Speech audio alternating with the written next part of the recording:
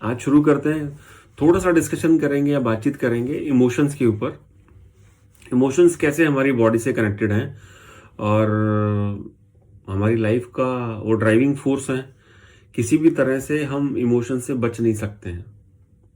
आप आज आपके पास जो भी माइंडसेट आप कैरी कर रहे हैं, किसी भी तरह का ओपिनियन कैरी कर रहे हैं, उसमें इमोशंस का सबसे बड़ा रोल है।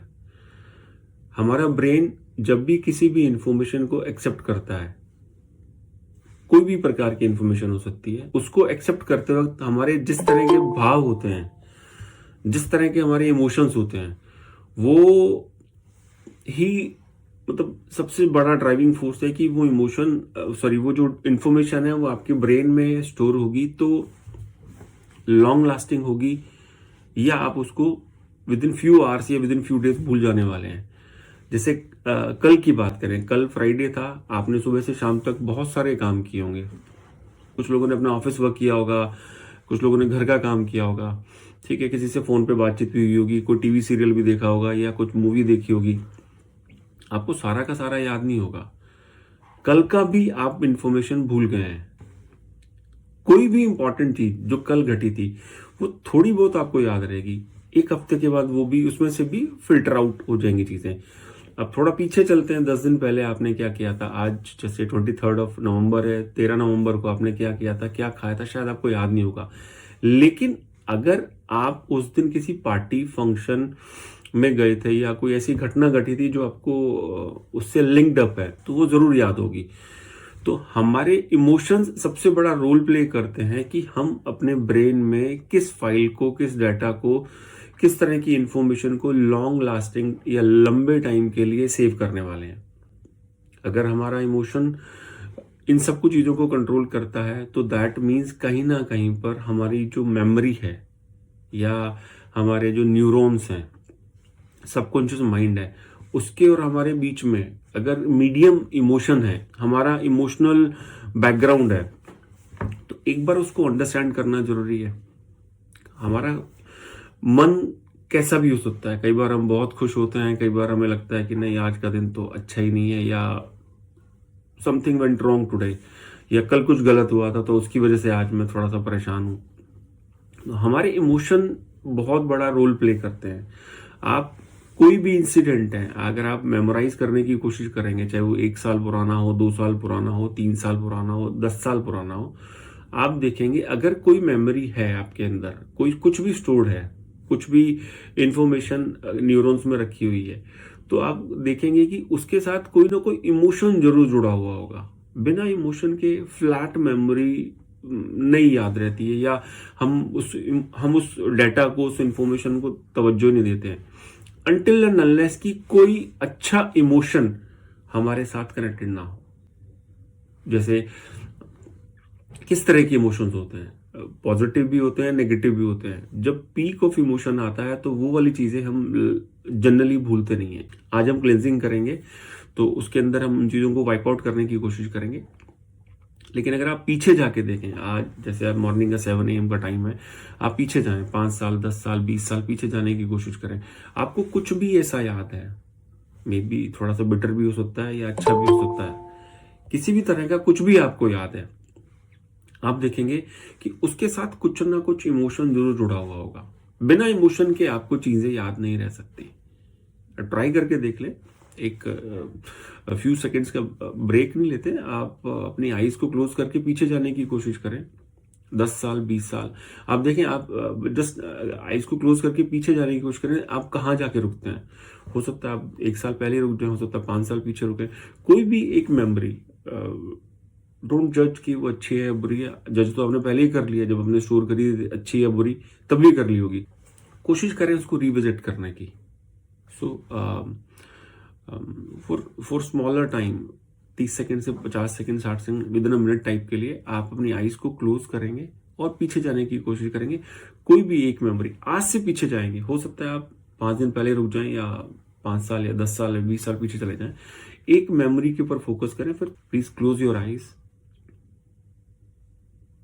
एनी वन मेमोरी जहां पर आप आज से पीछे 23 नवंबर 2024 से पीछे जाना शुरू करेंगे। आप जहां पर भी आपका जहन, आपका ब्रेन, आपका क्या बोलते हैं, कॉन्शियस सबकॉन्शियस माइंड रुकता है, वहां पर रुक जाएं और उसको याद करने की कोशिश करें कि वो घटना क्यों घटी थी या क्यों आपको याद है अभी तक।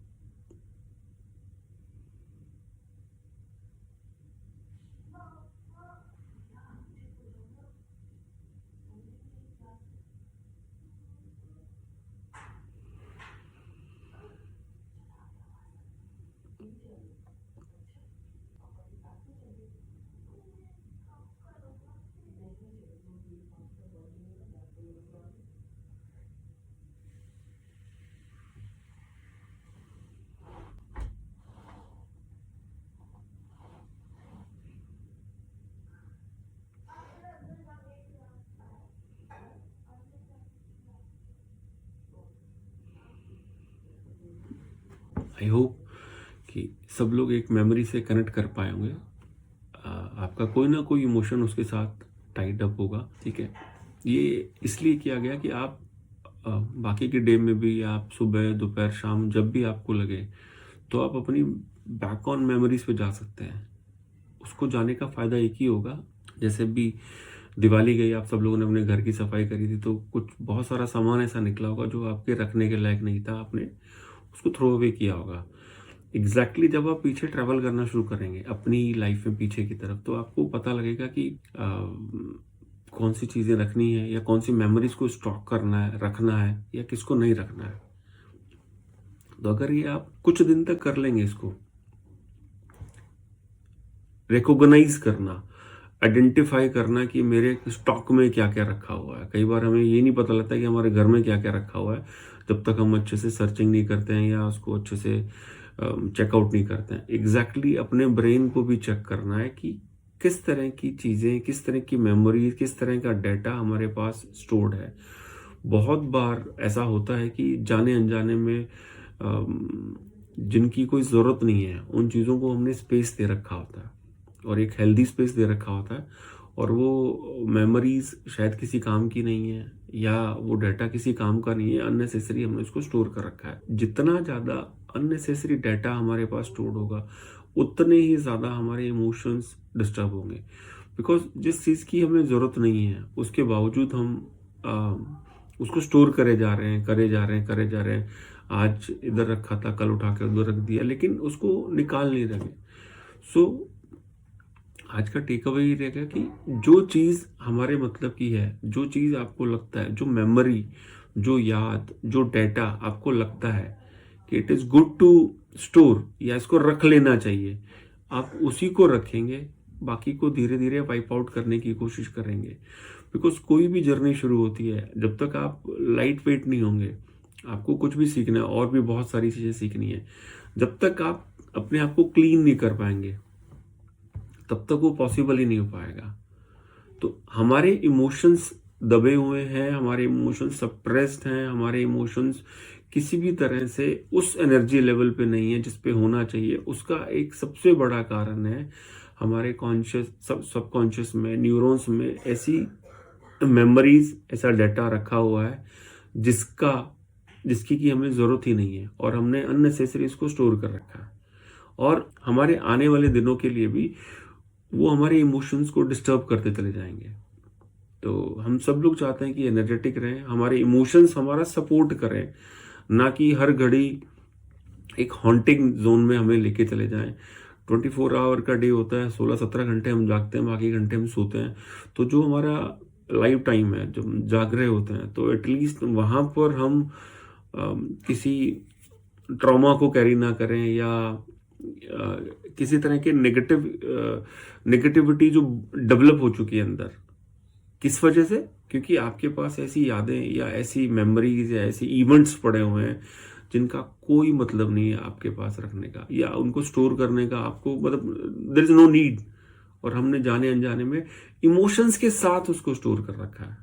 मैं ये इमोशंस के साथ इसलिए बोल रहा हूं कि आपकी ब्रेन में या न्यूरॉन्स में जो भी फाइल, डेटा, इंफॉर्मेशन, इवेंट रखा हुआ है उसका इमोशनली कनेक्ट है। आपके मामा ने कभी कुछ कह दिया, आपके स्कूल टीचर ने कभी कुछ कह दिया, आपके बॉस ने कुछ कह दिया, भाई से आपका झगड़ा हो गया, मतलब ऐसी ऐसी चीजें रखी हुई हैं जिनका मतलब कोई लिंकअप नहीं है, जो हमारे फ्यूचर में काम नहीं आने वाली है। लेकिन जब कोई मेमोरी रखी रहेगी तो वो स्पेस भी लेगी और आपकी इमोशंस को भी डिस्टर्ब करेगी, और वो कंटिन्यूसली ऐसा होता रहता है। सो ये वीक को ड्राइव करें आप, ये पूरा वीक आप अपने घर पे भी क्लिनजिंग की प्रैक्टिस करें। एक बार क्लिनजिंग हो गई तो बाकी चीज़ों को वेलकम करना आसान हो जाता है। अगर आप विद द ओल्डर डेटा, आप न्यूअर थिंग्स को आप अच्छा विजुअलाइजेशन भी करते हैं, उसको स्पेस ही नहीं मिल पाएगा।